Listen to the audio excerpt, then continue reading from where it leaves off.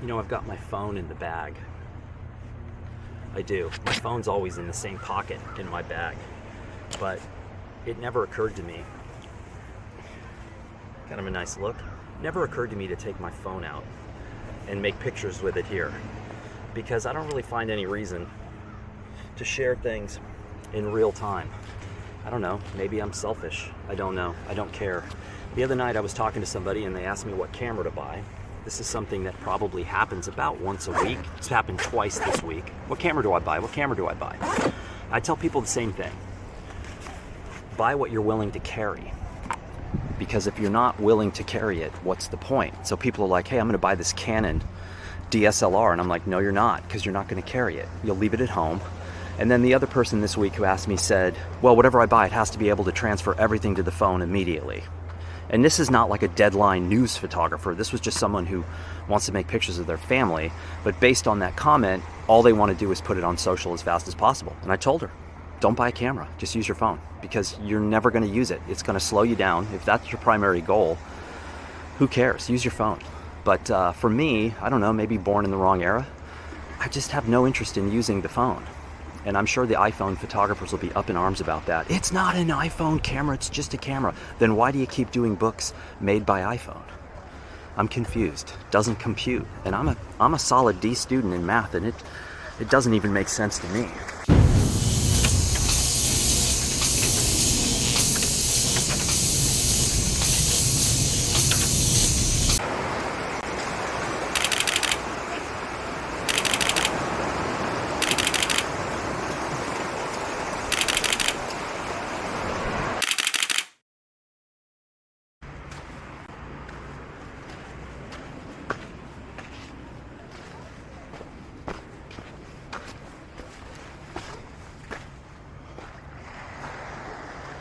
Man, if that is not a glorious morning. By the way, a friend of mine right out here a couple of days ago at Fishing Rocks, it's actually underwater right now. A friend caught 30 striper, 3-0 in one day, including a 45-incher. And he was also fly casting at times, so some of those were on a fly, which is just crazy to think. If you've ever been fly fishing and hooked anything of that size, I can't even imagine. First of all, I don't even have any fly fishing equipment that you could even remotely touch something like that. But this is the Kennebunkport Harbor. That is the Colony Hotel right there. That's where I stayed when I got married. And then up around the coastline, around this point, is that's where the Bush compound is, Walker Point, just for you political historians.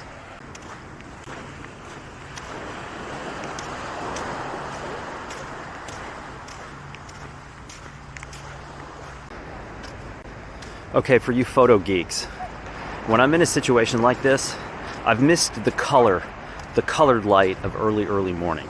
It's gone, but what I still have is directional light, and as I move around like this, you should be able to see how the modeling changes on me. I much prefer shooting into situations like this, where I'm going to sacrifice a little shadow detail for drama, as opposed to this. This is what I learned in photo school. Oh, you have to shoot like this, sun over your shoulder, so that everything is lit up. I actually don't like how digital looks in this condition. I really am not in love with digital in this condition unless it's early and I'm underexposing it. But I do like backlit. I really like shooting digital backlit. I think it looks fantastic. Better than film, actually. Oh my God, did I say that out loud? Am I gonna get my ass kicked on the beach by some film hipster? I hope not. I hate to have to throw down in front of all these people. Not sure there's anything better than walking a beach in the morning. This beach, tide's out, not all the way out, but huge beach. Before 9 a.m. it's all for dogs. So the dogs are absolutely like on crack. They're running around out of their minds, but it is absolutely gorgeous this morning. Another observation, there's a very distinctive parallel between young children and dogs. They look at that ocean regardless of the temperature and they're like, I'm getting in. I don't care if I'm hypothermic already. I don't care if I lose a limb. I don't care if there's a white pointer off the coast. I am getting in regardless of conditions.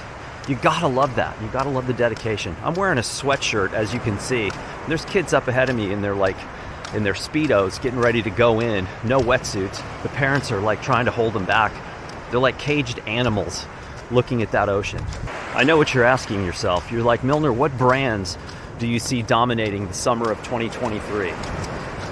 There's a couple of brands that jump out in terms of domination that I've seen, one more so than the other. The first brand of domination this summer is Cotopaxi. Those Do Good Cotopaxi hats that kind of look like this shape, but they say Do Good on the front. I've seen a ton of them out here in Maine this summer, but the one brand that has run away with the summer by far is On Running. Those shoes are everywhere. I have never seen a brand take off that quickly and push out the likes of the Nikes and New Balance like On Running has. They are literally everywhere. But the most important thing is there is a subcategory of adult male in Maine that I find fascinating. Mid-70s, hair too long, a little bit too long. You know what I'm talking about. Should be trimmed, but it's not. Really thick heads of hair, but it's too long. And short shorts, wearing short shorts and tube socks, like up to the knees, still wearing their college sweatshirt. So whatever college they went to, it's typically an Ivy League East Coast school. The guy's probably financially successful. If he wouldn't be here if he didn't have money to rent one of these places. But it's the short shorts and the tube socks that I'm not sure how anyone in the family lets them leave the house, but yet they do, and here they are on the beach. And hi, what's going on? Where are you going? Who are you? What are you? No idea. Off into the sunset. There's always one. There's a rogue. Did I come out here to make pictures? No, not really. Although I just made like a 3-frame series that might be kind of fun. But just for fun. It's not great, just fun. There's a difference between fun and great, often. Whether we want to admit it or not. But I don't know about you, and I missed it. This isn't like the early light, but there's just something about early light and late light that starts to make me slightly nervous in that creative way, where you know that you're blowing an opportunity to make pictures in great light if you're not out photographing in that light. So sometimes, in some weird way, it's almost better to not see that light if you don't get a chance to shoot, right? That's horrible ideology. That philosophy is flawed in every way, shape, or form, but yet I'm sticking with it. It's worked my whole life, and why would I stop now? Okay. Hang on, there might be somebody up here. Oh yeah, this looks bad.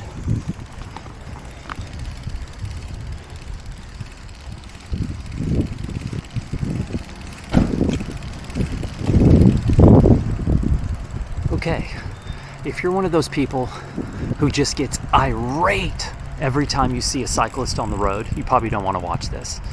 And if you're one of those people that pulls up next to a cyclist, rolls the window down and goes, "Hey, get the f*** off the road," you probably don't want to watch this either. Or if you're one of those incredibly rational, intelligent human beings who blames all traffic in America on cyclists, you probably don't want to watch this either. I have a business meeting and an errand to run less than a mile from where I'm renting. Just went to the library, dropped off 2 books, and I have a lunch meeting at a restaurant about a mile away. The parking lot I just cruised is packed full. It's doubled up. There's people parking in the aisles. They're honking at each other. They're yelling at each other, all because they want to go get a frickin' haddock sandwich at the buffet. Why on earth would I take a car to go and do this when I can take a tiny bicycle that makes me look really funny? But seriously, why would I take a car to run this errand and go to this meeting? It makes no sense at all. That's all I'm saying. I'm not saying to get rid of your car. I'm not saying bikes are always the solution. I'm just saying, think about it, my friends.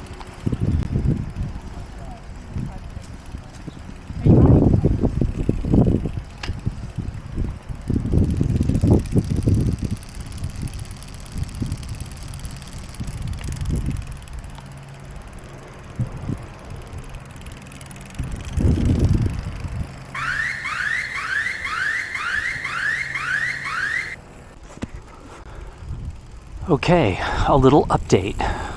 So, I rode my bike to the restaurant, got there a little early, and as I was waiting, a woman nearly ran over me in the parking lot. Older woman, white, Caucasian, in some sort of Jeep. And as she almost drove over me, through her roll down window, she said, "You're kinda in the way." And that really did not sit well with me.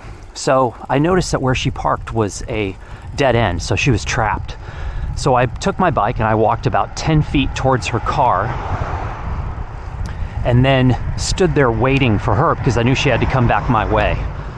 Okay, so I wasn't gonna do anything. I was just gonna let her know that pedestrians have the right of way. She was driving her car in a section of the parking lot that was clearly marked for not for vehicles to be in. She was going way too fast, and she came within literally 6 inches of running over my feet. She got out of the car and saw me, and the look of fear was palpable, which frankly, I kind of like. She took evasive action. You're never gonna believe it. She was wearing like an ankle-length dress. She went through a hedge that was 5 feet tall, climbed over a giant rope, through a flower bed to not have to confront me. It shouldn't be this way, people. It's just a bicycle. It's just a bicycle. That's all it is. It's somebody that chose to ride a bike instead of taking a car. And oh, by the way, as I stood waiting in the parking lot, it was nothing but old white men who looked like Judge Schmales from Caddyshack, yelling and honking at each other over parking spaces. Lovely. Well done, America.